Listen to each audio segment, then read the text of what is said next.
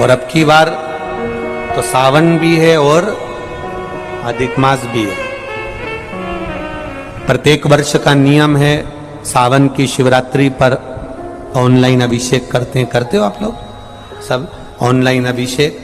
अब की बार 2 अभिषेक रहेंगे, एक सावन की शिवरात्रि का रहेगा और एक अधिक मास भी जो 3 साल में पड़ता है उसकी भी शिवरात्रि का रहेगा। 2 अभिषेक ऑनलाइन पड़ जाएंगे अब की बार, एक सावन की शिवरात्रि का और एक अधिक मास की शिवरात्रि का। क्योंकि अधिक मास की शिवरात्रि का एक बहुत अच्छा नियम है, अगर बना सको तो करिएगा। अधिक मास में जो शिवरात्रि आए प्रयास करना, अगर छोटी सी भी गुमठी लेकर बैठे हो, ठेला लगा रहे हो, व्यापार नहीं चल रहा, धन की कमी हो, पैसा नहीं हो, बहुत हताश हो गए हो, टेंशन में जिंदगी जी रहे हो, तो अधिक मास की शिवरात्रि मत छोड़ना। 5 दिए अधिक मास की शिवरात्रि पर जरूर लगाना। पहला शंकर मंदिर के द्वार पर, मतलब शिव मंदिर के बाहर। दूसरा बेलपत्री के वृक्ष के नीचे। तीसरा आंवले के वृक्ष के नीचे। चौथा नदी का घाट या कुएं का घाट या तालाब का घाट या सरोवर का घाट या आपके घर में कोई पानी का हंडा हो उसके पास में। और 5वां अपने दरवाजे की चौखट पर राइट हैंड में दिया अवश्य लगाएं। ये अधिक मास की शिवरात्रि पर जरूर करना। जिंदगी में कितना भी धक्का खा रहे हो गए, भगवान हाथ पकड़कर खींचकर बाहर कर ही देगा। शिव तत्व को जानो। अभी क्या चल रहा है? सावन। हमने पहले कथाओं में कहा, आप लोगों ने स्मरण में रखा होगा। सब्सक्राइब बालाजी के भजन। 12 महीने शंकर जी को 1 लोटा जल चढ़ाओ, पर सावन के महीने में शंकर जी को जम के बोलो जरा, 2 लोटा जल चढ़ाओ।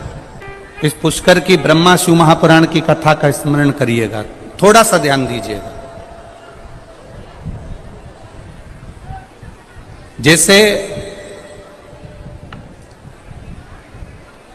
ये शिवलिंग है, ये जलाधारी है, ये यहां से जल नीचे जा रहा है। जलाधारी का जो मुख होता है वो उत्तर की ओर हो जाता है, ठीक है, समझिएगा जरा। अब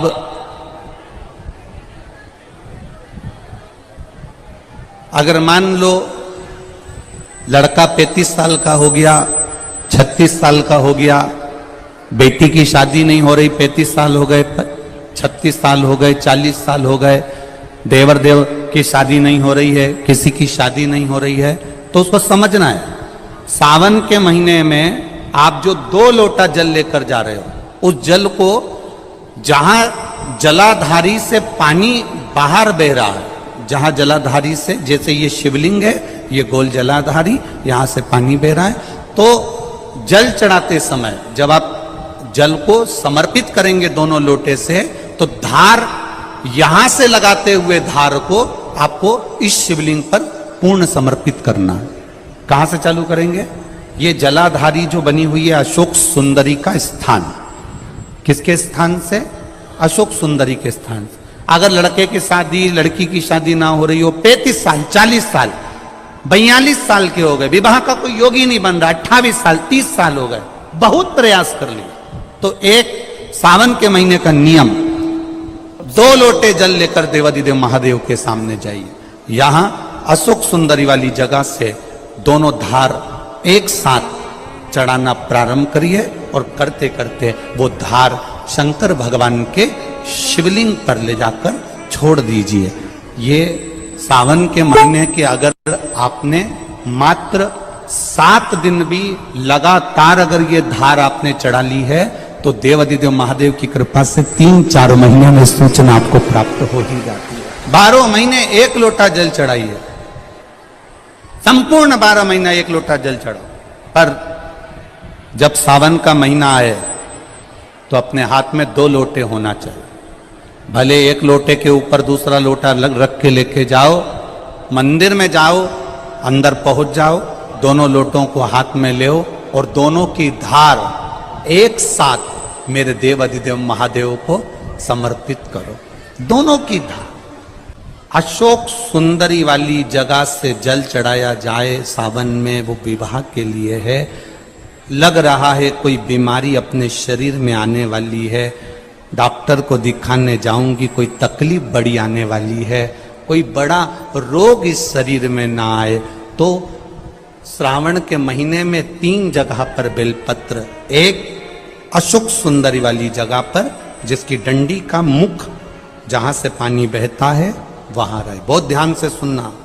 दूसरी बेलपत्र माता पार्वती जी का हस्त कमल जो जलाधारी है वहां, उसका डंडी का मुख अपनी ओर। तीसरी बेलपत्र शिवलिंग के ऊपर जिसका डंडी का मुख तुम जहां बैठे हो उससे ठीक विपरीत हो। अगर आप यहां बैठे हो तो डंडी का मुख उधर हो, आप यहां बैठे हो तो डंडी का मुख उधर हो, अपने विपरीत में डंडी का मुख हो। बेलपत्र चढ़ा देने के बाद 2 हाथ में जो तुम्हारे जल का पात्र है उसको बाबा को धीरे धीरे तीनों स्थान पर धार थोड़ी थोड़ी चढ़ाई है और फिर बाबा का आचमन कर कर आई है। कोई जिंदगी में बड़ी बीमारी निकलेगी ही नहीं, बाबा स्वस्थ रखेगा। ये श्रेष्ठता। अगर मान लो संतान का सुख नहीं है, संतान का सुख नहीं है, 20 साल हो गए, 25 साल हो गए, 30 साल हो गए,